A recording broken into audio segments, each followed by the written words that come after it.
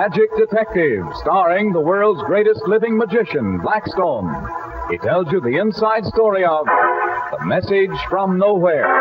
And right after the story, Blackstone will explain tricks that you yourself can perform. Reveal the guarded secrets of the world's greatest living magician.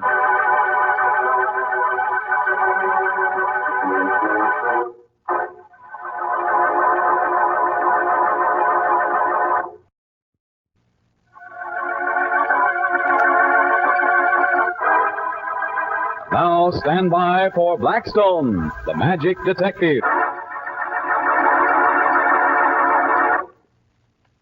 Tell me, Rhoda, what's that kid Slate doing among all Blackstone's magic equipment? Looks sort of out of place somehow. That's not just a kid's slate, Don. It has great powers.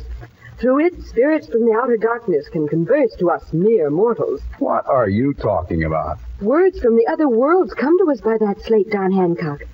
Put it on that easel over there and I'll show you. Say, hadn't we better wait for Blackstone before we do the trick? This isn't a trick, Don. This is the voice of the spirits. All right. Here's the slate on the easel. I bet this flops. Mumbo, jumbo, abracadabra.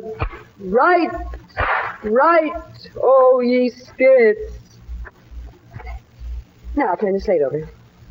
Why, it says, Happy Birthday to Don. Is it your birthday, Don? Yes, Blackstone. That's the funny part about it. Well, I see Rhoda's been communing with the spirits. Well, how on earth would the spirits know that it's my birthday? The spirits know everything. Hey, I remember now. Rhoda, I told you that today was my birthday, and somehow you wrote it on the slate. Why, Dan Hancock, you heard me calling to the spirits with your own ears. Oh, it's all right, Rhoda. It's a swell trick, and I would have been completely baffled. But I remember telling you about my birthday. You remember the last time you did some special writing on the slate, Rhoda? Oh, I'll never forget it. Methinks there's a story in this. Methinks you think's right, and quite a story. I was out in Hollywood making a picture when it all started. Rhoda and I arrived one morning to find everyone on the set disturbed. Nobody's doing anything, Blackstone. Look at all those people huddled together over there talking. We're supposed to start rehearsing in a few minutes, and nobody's working at all. Yes, I wonder what's the matter. Blackstone. Oh, I'm so glad to see you. Alicia Wingate, movie star. Well, it's been a long time since you worked with me, Alicia. Oh, don't tell anyone how long, Blackstone. I'm supposed to be just 23. This is Rhoda Brent, Alicia. She's taken your place in the act. How do you do? Hello. When I see your pictures, I just can't imagine that you were the girl that Blackstone cut in half. Sometimes I find it sort of hard to remember myself. Alicia, what's the matter this morning? No one seems to be doing any work. The set isn't ready for the act. Haven't you heard? Heard what? About Baby Lou? The child star? Yes. Stephen Phillips, the producer, got another of those dreadful letters this morning.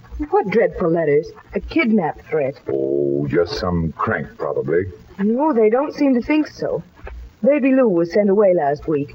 Phillips himself sent her to keep her hidden until they can track this down. Everyone is frantic. Oh, here's Stephen now. Hello, Steve. Hello. Any more news? Not since the letter this morning. Oh, Steve, it's dreadful, that poor baby. I know. She's such a sweet child. Everybody adores her. Steve, is the studio going to pay? Pay? You mean she's been kidnapped already? No, but the letter said that if $50,000 isn't sent to some address by noon today, she would be. Well, the studio's going to do it, aren't they? No. You see, the higher-ups feel that as long as she hasn't been actually kidnapped, there's no need to pay. How dreadful. Oh, I've argued and pleaded, but they won't listen. I can't move them. But they sent Baby Lou away to keep her safe. I did that myself, on my own initiative. It's lucky she was between pictures, or there would have been the devil to pay. I don't know why, but I feel those letters mean business. So do I, Steve. Well, I've done everything I can. If the kid were my own, I couldn't be crazier about her. We've just got to hope, that's all. I've got her hidden, so no one knows where she is. That's the best I can do. Well, we better get to work. Hey, Bill, get those lights set. You, Joe, got the camera ready? Blazes, everybody. Blazes. I wish I could get this thing out of my mind. I won't be able to act for sour apples. Well, come on, Blackstone. It's going to be fun having you saw me in half after all these years. Oh, Rhoda. Yes? I forgot the magic slate. Would you mind running out to the dressing room and getting it for me? Okay, be back in a minute. Dave, you take over the rehearsal, will you? If anything comes up, you can reach me at home.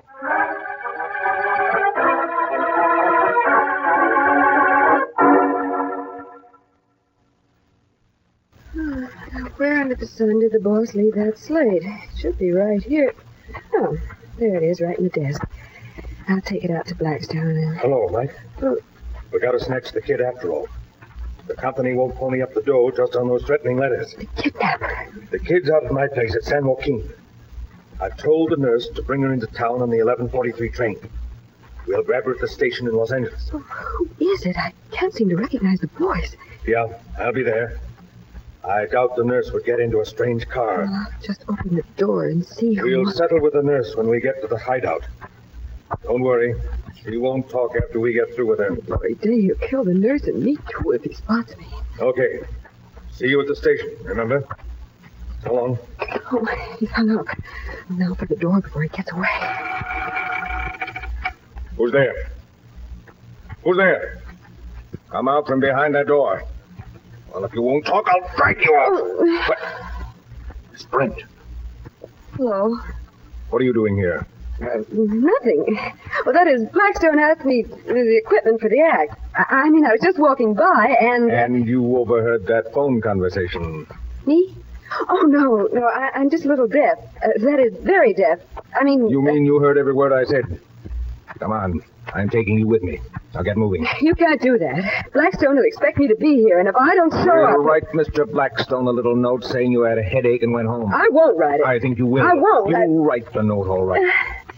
Now come on back into Blackstone's dressing room. That's it. Now sit down at that desk and write what I tell you.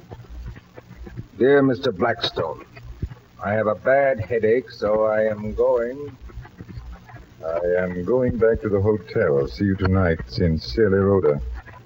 That's funny. She seemed all right this morning. Ready, Mr. Blackstone? As soon as I get the slate. Oh, there comes the boy with it now. Thank you, son. Now I'm ready. Places, everybody. Lights. Camera. Action. You will now see the spirits writing on the slate. Will you pick a card? I have one. Look at it without letting me see it. Now, when I say the word, look at that slate over there on the easel. The name of the card you've chosen will be written there. Look at the slate. But there's nothing written here. Turn the slate over. What does it say? Does it give the name of your card? No. No, it doesn't. The trick didn't work, Blackstone. What? What's going on there? What's the idea? Well, look. The message here says kidnappers, Los Angeles Station, 11:43. It's Rhoda's writing. Quick, call the police. Have them meet that train. Hurry.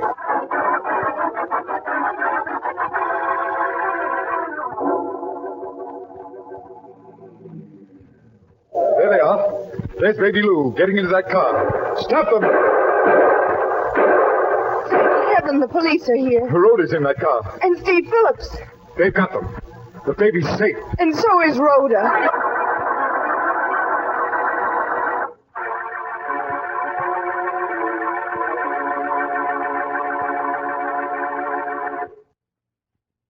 You mean that Stephen Phillips, the producer, was the kidnapper? That's right, Don. He cooked up this plan to raise a great deal of money that he needed badly. He figured that no one would suspect him. And he had the baby all the time. He knew where she was. He never really thought he'd have to actually kidnap her. He thought the movie company would pay off on the threats. If Rhoda hadn't overheard him. Or if you hadn't been a magician so I could leave a message for you. How did you leave that message, Rhoda? I scratched it on the magic plate with a fingernail of my left hand while I was writing the note to Blackstone with my right. And so another mystery was solved by magic. And now for a trick with some cigarettes, Don. Do you have those packs handy, Rhoda? Yeah. Here they are, 5 of them. How many cigarettes do you want? 1 from each pack. Oh, by the way, Don, is your favorite brand among them? Oh, yes, there it is. 7 stars. What a name for a cigarette. Well, anyway, we'll use it. Now, watch exactly what I do. I'm watching. Well, I pick up 1 cigarette, show it, and drop it in this hat. Okay, that's fair enough. And then another, and another. There goes the 7 stars. Just like the rest of them. A 4th, and a 5th. Well, they're all in the hat. Is the trick over? No, it's just beginning. We'll let Rhoda shake the hat to mix the cigarettes. Yep, here goes. All right, Don. If you know your own brand so well, you ought to be able to reach in the hat and pick it right out. You mean without a chance to smoke it? That's right. By magnetism, nothing more. Oh, that's impossible. All the cigarettes were the same size. None have cork tips, and well, Rhoda is shaking them in the hat. Well, that's enough, Rhoda. Okay. Just hold the hat high so I can't see into it. Want me to pick out your favorite brand, Don? That would be real magic if you could. What do you mean, could? Look, I reach into the hat and feel your cigarette, and here it is. Don't tell me that's a 7 stars. Well, look at the name on it, Don. You'll see I'm right. Say, it is a 7 star. Then smoke it after you finish your next announcement. Wait a moment. You don't get off that easy. How did you happen to pick my brand? If you can't guess how, Don, Blackstone will tell you after you finish the announcement.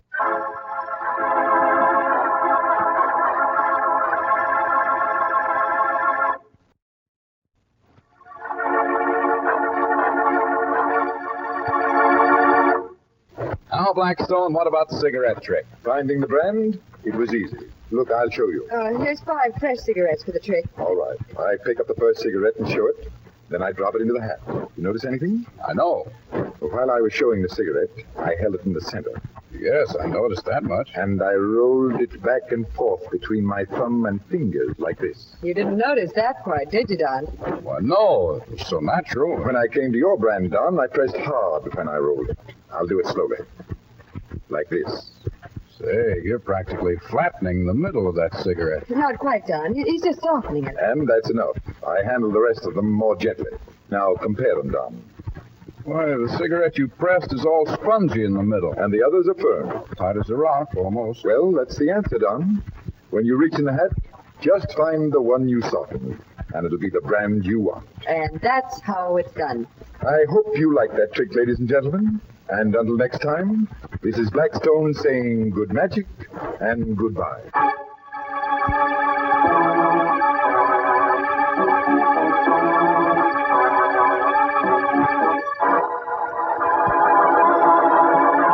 Be with us next time when the world's greatest living magician, Blackstone, tells us the story of the riddle of the red rose and explains more tricks that you yourself can perform. Listen in again to Blackstone, the world's greatest living magician.